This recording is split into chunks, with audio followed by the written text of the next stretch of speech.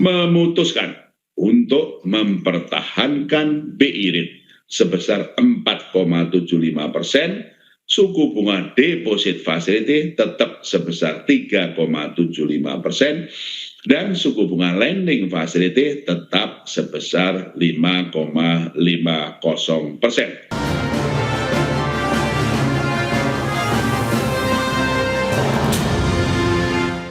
Ya, mengawali tahun 2026, Bank Indonesia memutuskan untuk mempertahankan BI rate di level 4,75% dan kebijakan ini diambil seiring dengan fokus Bank Indonesia dalam menjaga stabilitas nilai tukar rupiah di tengah meningkatnya ketidakpastian global. Rapat Dewan Gubernur Bank Indonesia di awal tahun 2026 kembali mempertahankan suku bunga acuan atau BI rate di level 4,75%. Adapun suku bunga deposit facility tetap di 3,75% dan lending facility sebesar 5,50%. Kebijakan ini diambil seiring fokus Bank Indonesia dalam menjaga stabilitas nilai tukar rupiah, sekaligus mendukung pencapaian sasaran inflasi tahun 2026-2027 dan mendorong pertumbuhan ekonomi nasional. Dengan demikian, pergerakan BI rate bertahan selama 5 bulan berturut-turut.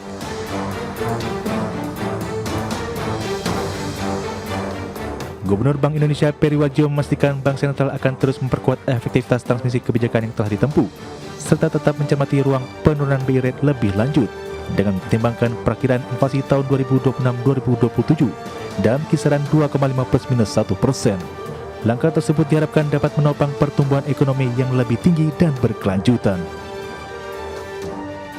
Memutuskan untuk mempertahankan BI rate sebesar 4,75%, suku bunga deposit facility tetap sebesar 3,75%, dan suku bunga lending facility tetap sebesar 5,50%. Keputusan ini konsisten dengan fokus kebijakan saat ini, yaitu pada upaya stabilisasi nilai tukar rupiah dari dampak meningkatnya ketidakpastian global, guna mendukung pencapaian sasaran inflasi 2026-2027 dan mendorong pertumbuhan ekonomi. Sementara dari sisi makroprudensial dan sistem pembayaran, kebijakan Bank Indonesia tetap diarahkan untuk mendorong pertumbuhan ekonomi. Hal tersebut melalui peningkatan efektivitas kebijakan insentif likuiditas makroprudensial, guna mempercepat penurunan suku bunga dan mendorong kredit ke sektor real prioritas.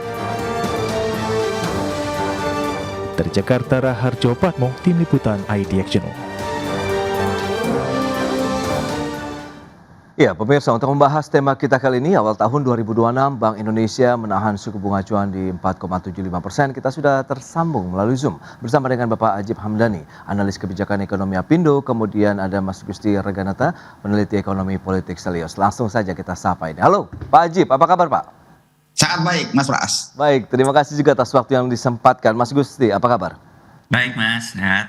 Baik, Alhamdulillah sehat juga. Terima kasih atas waktu yang disempatkan. Sebelum membahas lebih jauh, mungkin kita akan review dari Selius terlebih dahulu ya, terkait dengan langkah Bank Sentral yang mempertahankan suku bunga acuan di awal tahun 2025 tetap di 4,75%. Berarti dalam 5 bulan terakhir nih, 4,75 bertahan untuk suku bunga acuan Bank Sentral di Indonesia ini, Mas Gusti. Silakan. Ya, untuk mempertahankan 4,75 sebenarnya memang sudah langkah yang cukup prudent ya, sangat hati-hati, dan ini sebetulnya acuan yang sangat rendah gitu ya dibandingkan tahun 2022. Artinya selama 6 bulan berturut-turut ini ada kepastian sebetulnya bagi para pengusaha. Dan juga kalau misalnya kita lihat kaitannya dengan turunnya nilai tukar rupiah, sebetulnya kalau nilai tukar rupiah sendiri saat ini kan month to date-nya 1,53% dan kalau year to date-nya 2%, 1-2%-an ya. Jadi artinya dengan mempertahankan ini untuk mendorong untuk menjaga adanya ketahanan gitu ya dari segi ekonomi itu sendiri gitu untuk pertumbuhannya. Baik, itu dia, berarti memang suatu langkah yang sudah tepat ya kalau dari kacamata Selius. Nah, Pak Ajib tadi sudah disebutkan sangat tepat, kemudian cukup kondusif lah bagi dunia usaha. Nah, Pak Ajib sendiri melihat apakah memang sudah diprediksikan bahwa 4,75% ini dari kalangan dunia usaha juga dipastikan akan tetap bertahan begitu, Pak Ajib? Mas Pras, dunia usaha dalam hal ini Apindo sebenarnya mempunyai ekspektasi bahwa di kuartal pertama 2026 ini Bank Indonesia menurunkan tingkat suku bunga acuan sebesar 25 basis point dalam rentang kuartal pertama ini, Mas Pras. Karena pertimbangan kita dua hal. satu berbicara masalah agar bagaimana kemudian ada insentif moneter dari pemerintah untuk bisa menurunkan HPP kita. Sehingga dalam konteks ini secara makro bisa mendorong namanya low cost ekonomi. Itu yang pertama. Yang kedua adalah bagaimana konsensus dunia usaha agar pertumbuhan kredit di tahun 2026 itu bisa double digit.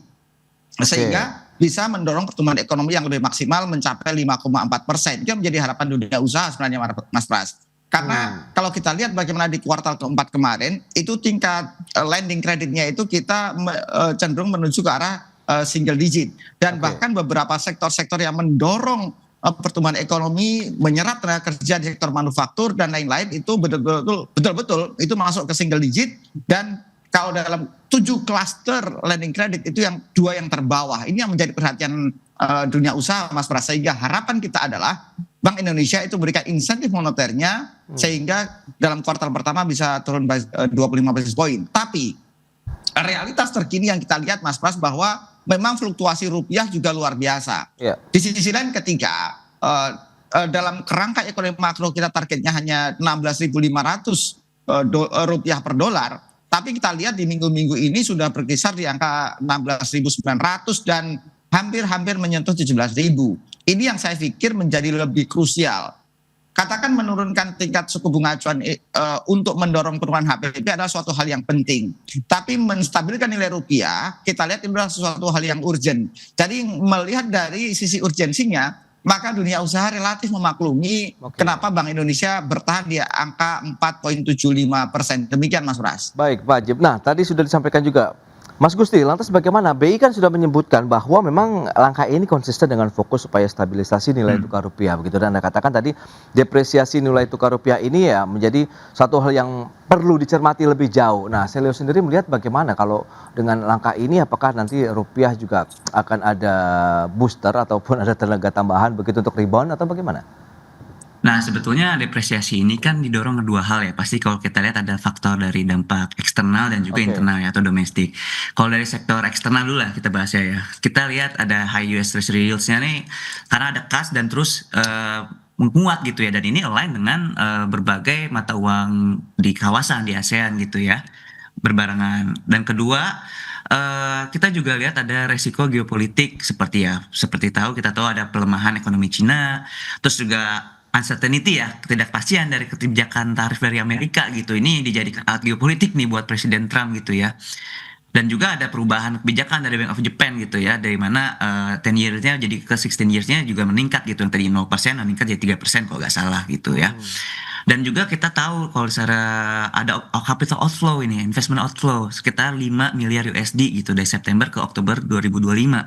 Dengan total 2026 ini awal tahun ini kita lihat totalnya yaitu ada 1,6 miliar USD gitu ya. Dan ada decline dari SBN dari yang tadinya 878 triliun rupiah jadi 807 nih di November, dan ini adanya tekanan sebetulnya juga gitu ya dari outflow, dan ini mempengaruhi dari nilai tukar rupiah itu sendiri. Nah, kalau dari domestik kita lihat ada persepsi fiskal gitu ya. Bagaimana tadi disampaikan juga oleh Pak Ajib ya, bagaimana tekanan terhadap dunia usaha. Dan juga pertama terhadap cortex sistem yang ternyata kurang berhasil, di mana pendapatan berkurang dari pajak tapi pengeluaran terus bertambah gitu ya. Untuk populis spending seperti makan gizi gratis ya, MBG dan sebagainya, dan ini meningkatkan defisit yang kita tahu kan sejauh ini. Dan juga ya persepsi yang terakhir ya bahwa ada perubahan Bank Deputi gitu ya, Deputi Gubernur baru, di mana Pak Thomas ya salah satu menjadi calon Deputi Gubernur yang baru, dan ini memberikan persepsi, dan namanya ekonomi ini kadang kan dipengaruhi oleh persepsi gitu ya. Jadi harapannya jika ada perubahan persepsi yang baik gitu ya, ada suatu etiket yang baik, pasti akan ada perubahan lagi ke depannya seperti itu. Oke, itu berarti beberapa tantangan yang juga masih berasal dari domestik ya nampaknya yang perlu dicermati bersama juga. Dan kalau kita lihat dengan kondisi global juga seperti apa, kita akan bahas lebih jauh nanti di segmen berikutnya Pak Ajib. Mas Gusti, kita akan jeda dulu sebentar ya. Dan pemirsa, kami akan segera kembali usai pariwara berikut ini. Ya, terima kasih Anda masih bergabung bersama kami dalam Market Review. Dan pemirsa, berikut ini kami akan sampaikan sejumlah data. Kita akan cermati bersama seperti apa pergerakan dari suku bunga acuan dari Bank Indonesia. Ini periode Juni 2025 sampai dengan Januari 2026. Setelah bertahan di 5,5% bulan Juni atau pertengahan tahun lalu, kemudian trennya turun 5,25 sampai 5%, kemudian 4,75 di 17 September 2025 dan bertahan sampai dengan 21 Januari 2026 di 4,75 di awal tahun 2026. Dan berikutnya kita akan lihat bagaimana pergerakan suku bunga acuan dari negeri Paman Sam, di mana ini Amerika Serikat juga menjadi salah satu tolak ukur begitu ya kebijakan-kebijakan ekonomi global termasuk Indonesia, di mana masih bertahan di 3,5 sampai dengan 3,75%. Ini data pada 11 Desember 2025 untuk Federal Funds Rate atau Fed Fund Rate begitu ya. Dan selanjutnya kita akan cermati bersama dari sisi pergerakan nilai tukar rupiah. Data per 21 Januari kemarin memang kita lihat trennya naik terus dari 7 Januari, pergerakannya sampai dengan tanggal 20 Januari atau 2 hari lalu di 16.981. Tapi pada hari kemarin 21 Januari ya sedikit mengalami apresiasi menjadi 16.963. Ya memang masih nyaris menyentuh posisi di 17.000 rupiah per dolar Amerika Serikat ya untuk pergerakan nilai tukar rupiah. Tadi kita akan cermati bersama seperti apa sih nanti kondisi global berdampak terhadap pergerakan rupiah juga yang memang menjadi concern dari Bank Sentral. Kita akan lanjutkan kembali perbincangan bersama dengan Bapak Ajib Hamdani, kemudian juga Mas Gusti Raganata. Ya, dengan beberapa data tadi yang sudah disampaikan Pak Ajib, lantas bagaimana? Apa yang bisa kita cermati dengan pergerakan BI rate, Fed Fund rate, kemudian dengan kondisi global yang memang menjadi concern tidak hanya Indonesia saat ini, yang masing-masing negara saat ini mencoba menjaga fundamental ekonomi Indonesia tetap tegak berdiri begitu dengan di tengah uncertainty global saat ini, Pak Ajib.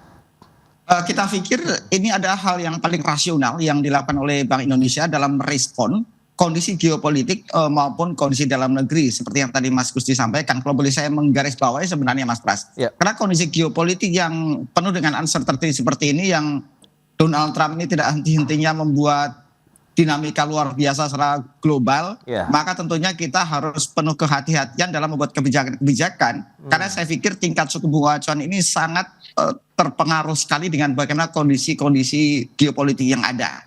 Tapi yang memang kembali tidak kalah menariknya adalah bagaimana kondisi internal kita. Misalnya tadi Mas Gusti sudah mention adanya proses pergantian Deputi Gubernur Bank Indonesia. Karena begini Mas Pras, sebenarnya kan berbicara reaksi pasar adalah reaksi yang paling jujur dalam melihat dinamika politik maupun ekonomi yang ada dalam negeri. Jadi kemudian ketika kemudian publik merespon dengan adanya penurunan nilai rupiah misalnya yang begitu dalam, maka ini sebenarnya bagaimana keyakinan masyarakat itu sedang diuji oleh kebijakan publik dari pemerintah. Misalnya masalah bagaimana independensi BI ke depan misalnya. Nah ini kan menjadi sebuah pertanyaan masyarakat yang kemudian tercermin dalam bagaimana nilai tukar rupiah yang cenderung merosot. Tapi kemudian ketika kemudian pemerintah bisa mengcounter dengan informasi-informasi yang menjamin independensi BI tetap terjaga misalnya dengan oh ini Mas Tommy udah keluar dari Gerindra kok misalnya. Ini kan berita kemarin dikeluarkan dan kemudian secara umum juga publik merespons positif. Makanya ada penguatan nilai rupiah di hari kemarin ya, hari Rabu tanggal 21 Januari Mas Pras. Jadi poin yang pengen kita sampaikan adalah stabilitas menjadi sangat penting untuk menjaga nilai tukar rupiah. Dan itu menjadi sebuah prasyarat karena ini termasuk buat dunia usaha sebenarnya Mas Pras. Dunia usaha ini sebenarnya mau nilainya 16.500, 16.700 sepanjang itu predictable dan proyeksinya relatif bisa diukur, buat kita tidak masalah. Yang menjadi risiko itu kan kalau nilainya fluktuatif. Karena risiko kita ada di hedging sebenarnya. Ketika kita sudah memproyeksikan nilainya sekian, tapi kemudian terjadi fluktuasi yang di luar garis normal, maka kita bisa kalah hedging dan itu menjadi risiko kerugian usaha. Itu yang repot buat dunia usaha Mas Pras. Jadi yang pengen kita sampaikan adalah bagaimana pemerintah menjaga stabilitas politik, stabilitas ekonomi dan stabilitas sosial dengan kebijakan-kebijakan yang ada. Termasuk pemerintah harus secara cepat dan itu bisa merespon pasar seperti kemarin itu dengan data-data yang bisa dipertanggungjawabkan. Itu yang menjadi harapan dunia usaha Mas Pras. Stabilitas itu menjadi prasyarat sangat penting. Baik, itu dia stabilitas begitu ya terkait dengan pergerakan nilai tukar rupiah, kemudian yang berdampak juga nanti terhadap beberapa sektor usaha meskipun kita lihat yang paling utama adalah fundamental ekonomi Indonesia sendiri. Nah, Mas Gusti, lantas bagaimana Anda melihat begitu dengan kondisi di tahun 2026 dengan tadi yang sudah disampaikan Pak Ajib, geopolitik yang juga tidak menentu kapan akan naik kemudian kapan akan turun, ini kan fluktuatif sekali begitu, dan ini seperti apa sih nanti dampaknya terhadap tekanan rupiah sendiri begitu? Sebetulnya kalau saya lihat ya Mas, dari beberapa analisis yang saya cermati gitu ya belakangan ini, kalau Oke. misalnya kita lihat indeks namanya DXY atau indeks dolar AS terhadap mata uang utama gitu ya, kita tuh selama ini selalu di antara 97 dan 99 saat ini. Di Maret 2020 dan 2002 saat kita masa pandemi, saat itu kita di 97, rupiah kita di 14.365. Nah, saat ini kita turun nih, ada pergeseran keseimbangan baru terhadap 200 poin gitu ya. Oke. Bahkan melebar sampai 2000 poin ketika DXY-nya di 97 di November 2025. Saat ini sekarang kita udah di 16.648 kan sekarang. Hmm. Nah, sekarang itu kita udah melemah di 97 sekarang. Nah, keseimbangannya ini juga makin turun di mana kita 16.600, dan ini ada kelihatan ada tekanan nantinya di beberapa bulan ke depannya, periode Februari Maret, lalu nanti Mei Juni 2026 dan juga terakhir November Desember. Jadi akan sulit kembali kepada angka 15.000 kalau menurut saya ya. Dan juga nanti kaitannya adanya ya tadi, kalau tadi Pak Ajib menyampaikan bahwa butuh ada koordinasi lainnya selain moneter, juga ada fiskal. Karena kalau kita lihat ada persepsi anjlok penerimaan negara dan belanja rutin meningkat dan sebagainya macam, dan utang jatuh tempo juga di 2025 dan 2007 ini cukup besar. Nah, ini akhirnya menyebabkan pemerintah harus menyiapkan ya tadi nilai cadangan rupiah dan ke dolarnya ya, dan itu Oke. dan itu akibatnya akan terus menekan rupiah ke depannya dan akan sulit kembali ke angka yang normal tadi. Lalu bagaimana pantas kita harus menyikapi ini, dan jadi Pak Haji menyampaikan yang penting ini bisa terbaca, predictable. Nah, pertanyaannya pemerintah harus menyiapkan satu kebijakan-kebijakan atau insentif-insentif yang tentunya ramah terhadap baik itu dunia usaha atau masyarakat secara umum. Artinya bagaimana caranya agar belanja pemerintah ditingkatkan, apalagi ekonomi kita ini kita tahu berbasis konsumsi. Bagaimana caranya mendorong adanya konsumsi masyarakat? Tentunya dengan government spending. Government Ya. spending seperti apa? Tentunya tidak kepada government spending yang arahnya ya sifatnya populis. Saat ini kita tahu anggaran MBG contohnya 335 triliun. Harusnya kan dulu kita bisa pecah kemana-mana gitu ya, bisa ke bansos, bisa kemana dan sebagainya. Dan ini yang harusnya dicermati oleh pemerintah gitu, untuk Oke. mendorong adanya konsumsi masyarakat. Iya, berarti lagi-lagi daya beli masyarakat ya nampaknya yang sudah dicermati oleh Mas Gusti begitu masih akan berlanjut ya, yang masih menghantui juga nanti di tahun 2026. Kita akan bahas lebih jauh lagi nanti seperti apa strateginya di segmen berikutnya Pak Ajib. Mas Gusti, kita akan jeda dulu sebentar ya. Dan pemirsa tetaplah bersama kami.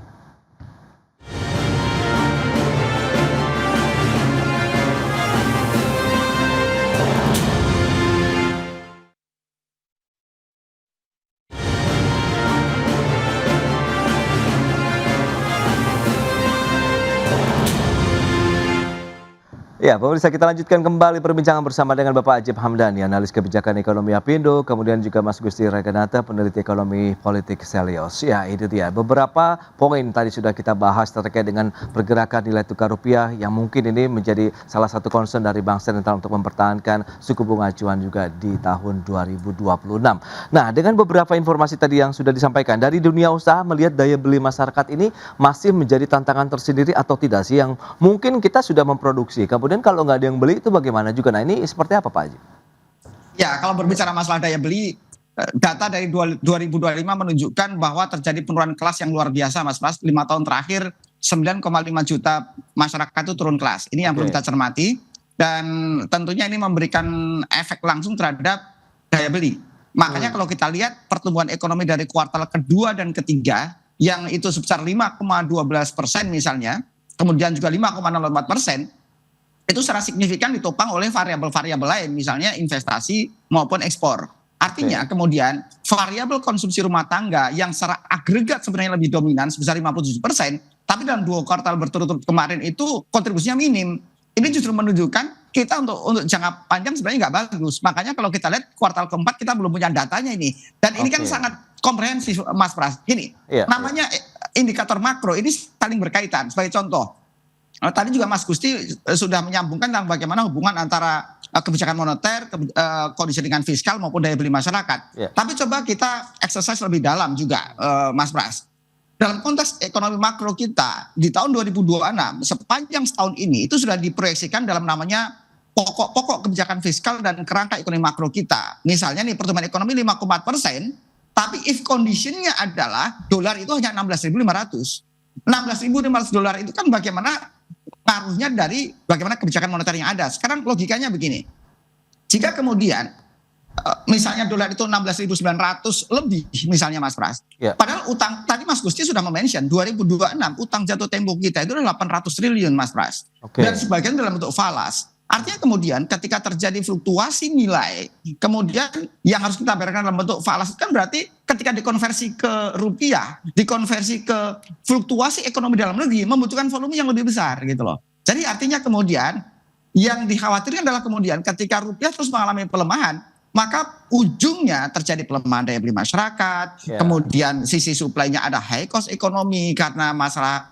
cost of fund-nya yang tinggi, kemudian ujungnya apa? Pertumbuhan ekonomi yang sebesar 5,4% itu terancam nggak achieve. Itu yang pengen saya sampaikan Mas Pras. Artinya sekali lagi indikator-indikator makro ini kan saling berkaitan. Jadi pemerintah harus secara jeli dan presisi. Ketika ada satu sisi yang mengalami gejolak, satu sisi mengalami fluktuasi, pemerintah harus kemudian memberikan insentif tempat lain sehingga menjadi penyeimbang dan kemudian secara agregat itu bisa achieve terhadap indikator-indikator ekonomi makro yang ingin kita raih sepanjang 2026. Demikian Mas Pras.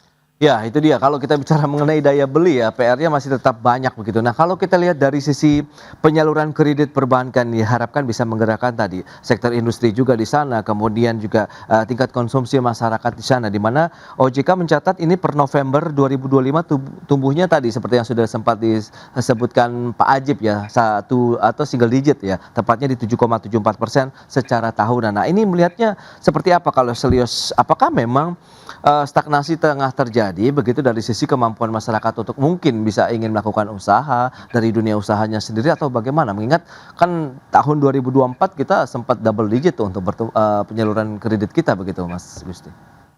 Kalau kita ingat ya kebijakan Pak Purbaya ketika baru dilantik waktu itu kan menaruh uang gitu ya sekitar 200 triliun ya kepada perbankan.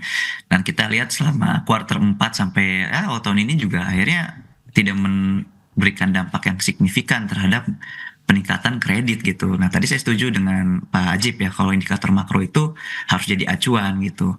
Nah kalau memang indikator makro jadi acuan harusnya pemerintah harus dengan jeli bisa melihat harusnya apa sih sebenarnya yang diperlukan oleh masyarakat gitu.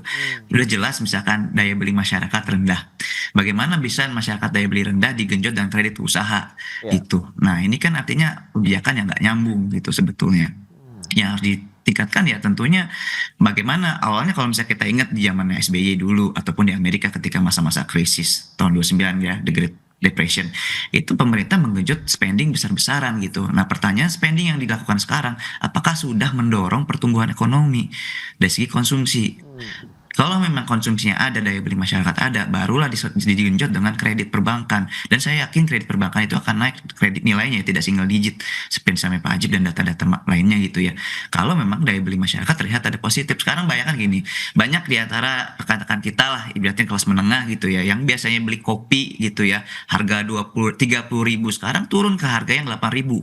Pakai yang kelilingan itu kan, itu udah menunjukkan adanya perubahan pola konsumsi. Dan artinya secara tidak langsung kalau tadi Pak bicara makro saya juga lihat mikronya ya tadi biasa kopinya di coffee shop sekarang kopinya di kopi kelilingan. Nah artinya ada perubahan jelas dan itu harus dilakukan oleh pemerintah dan jeli melihat perubahan itu.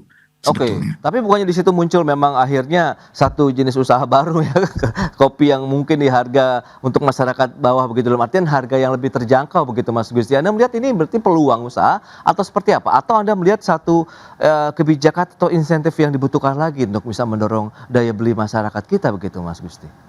Nah inilah Indonesia ini kan negara orang-orang kreatif ya saya kalau melihat ya ketika ada kesulitan dia pasti menemukan jalan baru tentunya dengan cara-cara seperti itu dan ini tentunya membuka sebuah potensi baru, lapangan baru dan inilah yang harusnya dilihat oleh perbankan kita.